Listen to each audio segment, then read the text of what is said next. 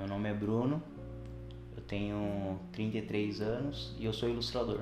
Com desenho eu sempre tive afinidade, né? Desde criança.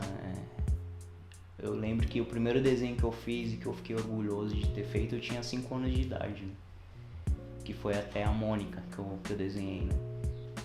A minha infância eu morei na Zona Sul. Quando eu vim pra Zona Leste de São Paulo, eu tinha acho que 11 anos de idade. E foi aqui que eu conheci o grafite, né? Foi aqui na Zona Leste. O grafite que eu tive contato primeiro foi o Bola 8, que era daqui da Zona Leste. Eu morava com o meu pai, né? Meus pais são divorciados, eu morei com meu pai, né? Cresci com ele. Cara, no começo meu pai não me incentivava muito, não. Era difícil, né, pra ele entender, né? O grafite não tinha todo esse destaque que tem hoje, né? Não tava na mídia, nada. Era difícil ele entender, no contexto dele, na criação dele, o que era o que eu fazia, né? E quando a gente é adolescente, a gente também não sabe definir muito bem as coisas. A maioria das crianças, elas querem ser ou jogador de futebol, ou astronauta, ou as meninas querem ser professora, né? Eu lembro que quando eu era moleque, quando eu era criança, eu já queria ser ilustrador. Esse era o meu sonho mesmo. O primeiro contato que eu tive com o grafite, vendo o grafite assim, acho que foi em 96, eu tava na 7ª série, acho. Tinha uns 13 anos, que a minha escola foi pintada, né? E eu não sabia ainda o que era o grafite e tal, mas como eu gostava de desenho, aquilo me chamou bastante atenção, né? O primeiro grafite que eu fiz acho que foi em 98. A minha escola ela tinha sofrido uma invasão. Tinham colocado fogo na escola. Saiu até no Jornal Nacional na época, né? O pessoal tinha invadido a escola, tinha quebrado. Era uma escola nova, ela tinha acabado de ser inaugurada. E aí o primeiro grafite que eu fiz foi sobre isso, assim. Eu desenhei um menino indo pra escola com uma cara triste e tal, né? Como se tivesse sido empurrado pra escola, e uma escola toda depredada, tal, toda destruída. Mas na época eu tinha uns 15 anos, tal, então. Mas eu queria dizer que eu tava insatisfeito com a educação, entendeu? Tanto com a escola física quanto o sistema educacional mesmo, né? Lógico, na minha idade, 15 anos, aquilo ali era a minha máxima concepção, assim. Eu cresci num lugar bem pobre, né? Tem até um amigo que fala que o gueto ele meio que destrói sonhos, né? Então eu falei, mano, eu tenho que eu mesmo fazer por mim mesmo e não ficar falando muito assim, tipo, porque é muita ideia negativa, né? Se você vem de um lugar onde as pessoas costumeiramente não conseguem realizar alguma coisa, não conseguem realizar um sonho, eu acho que até inconscientemente elas torcem contra você, né? Agora, uma pessoa que eu destaco mesmo, assim, que me ajudou muito foi o Jean Carlos, né? Na época ele era o Jeca, assinava Jeca, ele fazia grafite também. E acho que foi a primeira pessoa, assim, que deixou claro pra mim que eu podia viver de arte, né? Que não só acreditava no meu potencial, mas fez de tudo pra que eu vivesse de arte, né? E infelizmente ele faleceu em 2010, mas antes disso ele conseguiu ver que eu consegui entrar no mercado e tal. Trabalho bastante para editora, para agência de publicidade. Então os trabalhos que eu publico, assim, que foram trabalhos não autorais, que foram trabalhos comerciais, né, entre aspas,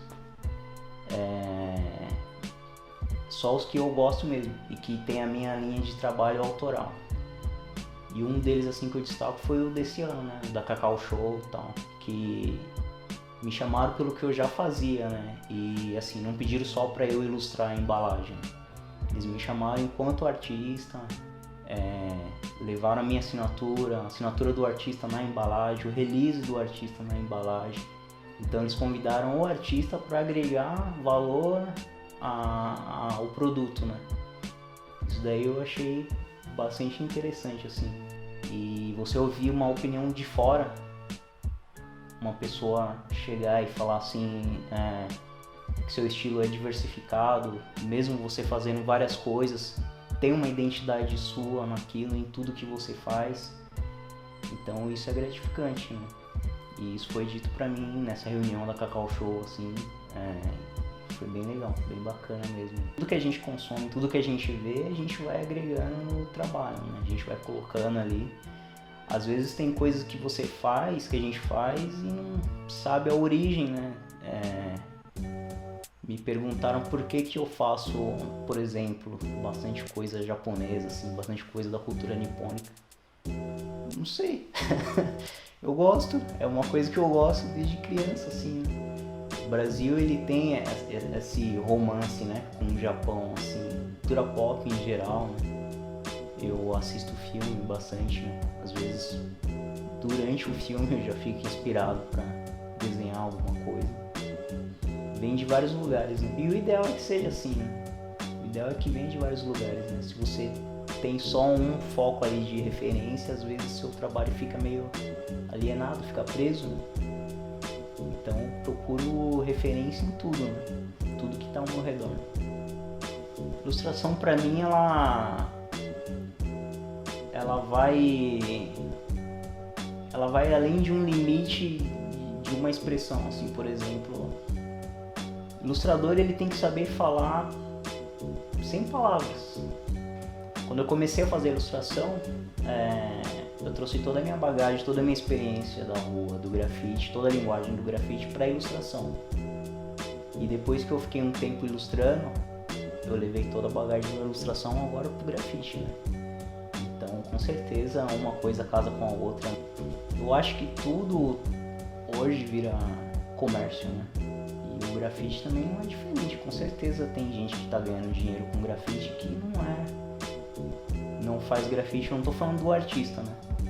Tô falando de alguém se apropriando da cultura do grafite para ganhar dinheiro. Só que eu acho que isso é uma coisa natural. Eu acho que é inevitável, eu acho, né? Não tem como, né?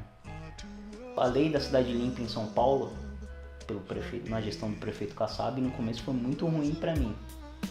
Muito ruim não, foi péssimo. Muito ruim. Eu tô sendo brando ainda. Foi horrível, né? Porque nessa época todo mundo ficou com medo, né? Ficou com fobia de grafite, né? Ninguém queria. E nessa época eu ainda não era ilustrador. Eu ganhava dinheiro fazendo decoração em loja, em comércio, né? E os comerciantes, todo mundo tava com medo, cara, de ser multado. Ninguém queria pintura em fachada, né? Então foi um ano perdido pra mim, cara. Progressivamente, lentamente, as pessoas estão aprendendo a respeitar mais a arte de rua, estão aprendendo a respeitar os artistas. É lógico que sempre vai ter um conflito, né? E eu acho que esse conflito também é natural também, e o artista que quer fazer grafite, ele sabe que ele vai passar por isso, e ele tem que já se acostumar com isso. O grafite, ele transforma ambientes, pode transformar uma comunidade, sim. O grafite, ele acaba dando personalidade a uma cidade. Uma São Paulo sem grafite, ela deixa de ser São Paulo. Se São Paulo não tiver mais grafite a partir de hoje, ela vai perder a identidade dela. Vai perder a identidade de São Paulo, entendeu? O grafite já é uma das características da própria cidade, entendeu?